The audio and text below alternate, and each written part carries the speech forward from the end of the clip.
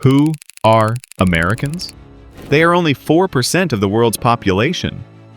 But it is them who create a quarter of all goods and services on the planet. And that is as much as what 3 billion people in China and India produce combined. What is the American economy? It is half of all the most expensive companies in the world. And at the top, in the top 10, 8 are American. But why is this country's economy so strong? Because while other countries in the 20th century were fighting, being destroyed and rebuilding, the USA, on the contrary, was growing stronger, accumulating resources and technologies. They attracted the best specialists and scientific talent from all over the world. Today, the USA completely dominates its continent. Invading or occupying a country there is practically impossible. Yes, they can be threatened with nuclear ballistic missiles, but it must be understood. In response, a guaranteed devastating strike will follow. The American armed forces, in terms of size and power, surpass all of their neighbors. And this means they have the ability to influence a significant part of global trade. About 80% of all goods in the world are transported by sea. This is the cheapest and most efficient way of trade throughout human history, and it remains so today. The only difference is that in previous centuries, key trade routes passed through the Atlantic. It was this ocean that European powers used to colonize Africa, North and South America, and to extract the most valuable resources from there. But at the beginning of the 1980s, something surprising happens. For the first time in history, as many goods begin to be transported across the Pacific Ocean as across the Atlantic. Now look at the map. The USA has access to 2 oceans at once. But here, a problem arises. To deliver cargo from New York to San Francisco, you have to travel about 22,500 kilometers, going all the way around South America. And here begins a revealing story of how the United States defended its national interests. The USA enters a war with the Spanish Empire and gains control over Cuba, the Philippines, Guam, and Puerto Rico, establishes influence over Hawaii, and also secures positions in the islands of Eastern Samoa. The new territories turn out to be scattered across tens of thousands of kilometers and located in both oceans, the Atlantic and the Pacific. But they need to be connected somehow. Between North and South America, there is a narrow isthmus where a canal can be built. The option through Nicaragua was considered, but it was rejected. The project turned out to be too expensive, and there were also risks related to volcanic activity. In the end, the choice fell on narrow Panama, where construction of the canal began. Today, the Panama Canal is one of the key points of global trade and an essential hub of international maritime traffic.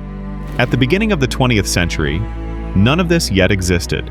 Panama belonged to Colombia, local residents sought independence, and the USA critically needed to build the canal for the development of the West Coast, the protection of Pacific possessions, and control of trade. On November 4, 1903, an uprising breaks out in Panama. The U.S. Navy blocks Colombian forces, preventing it from being suppressed. And already on November 6th, Washington recognizes Panama's independence. Just 12 days later, a treaty is signed. The USA gains the right to station its troops, build the Panama Canal, and control it.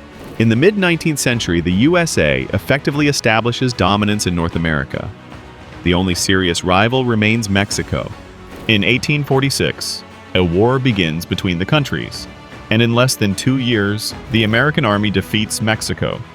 As a result, the USA acquires about half of Mexico's territory: California, Arizona, Nevada, Utah, New Mexico, and Texas. To understand the scale, this is a territory comparable to Western Europe, from Poland to Portugal. By 1850, the USA already dominates North America. About 50 years later, by the beginning of the 20th century, it begins to actively influence the entire Western Hemisphere, relying on the so-called Roosevelt Corollary, which allows intervention in the affairs of neighboring countries.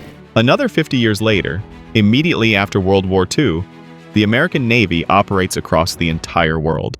During World War II, U.S. industrial production roughly doubled. An important role in this was played by the Lend-Lease program. Today, it is often discussed in a simplified way that the USA helped the Soviet Union supplying food and weapons to fight Germany, and payment could be made later.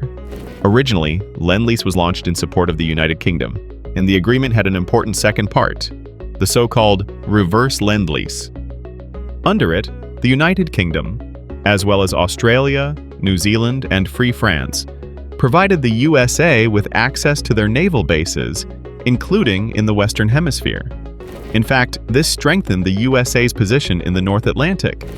In the second half of the 20th century, this influence only grew, and the United States increasingly acted as a global maritime power, with virtually no equal rivals in its region. A striking example is the 1962 Cuban Missile Crisis. After the deployment of Soviet missiles in Cuba, the U.S. Navy blockaded the island, and under the threat of global conflict, the missiles were withdrawn.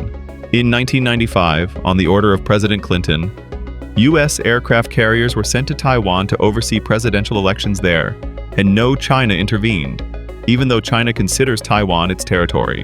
The USA maintains its leadership not only through force, but also through attractiveness.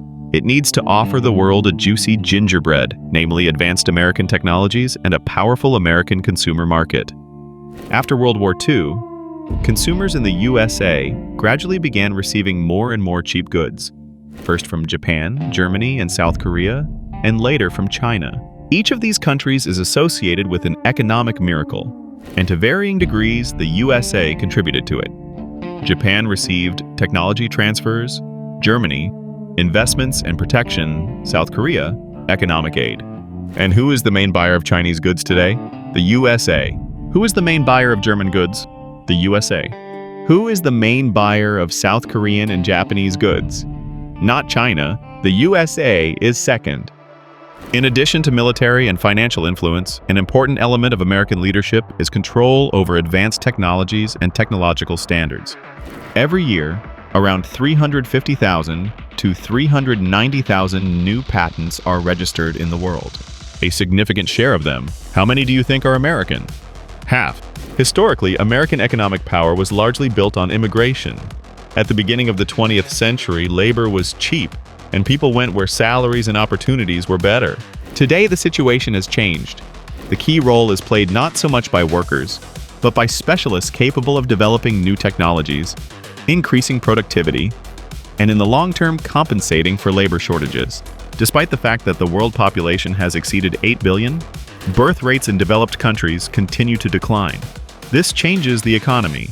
It is no longer possible to expand production simply through cheap labor. More and more processes are being automated, and engineers, developers, and researchers are becoming more important. In this context, the USA maintains an advantage. It can attract talented specialists from all over the world and remains one of the most attractive countries for international students. Many technological breakthroughs began with narrow developments and military or scientific programs.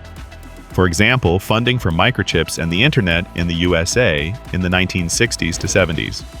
Later, these technologies were commercialized by companies like Apple and Microsoft, and then became mass market.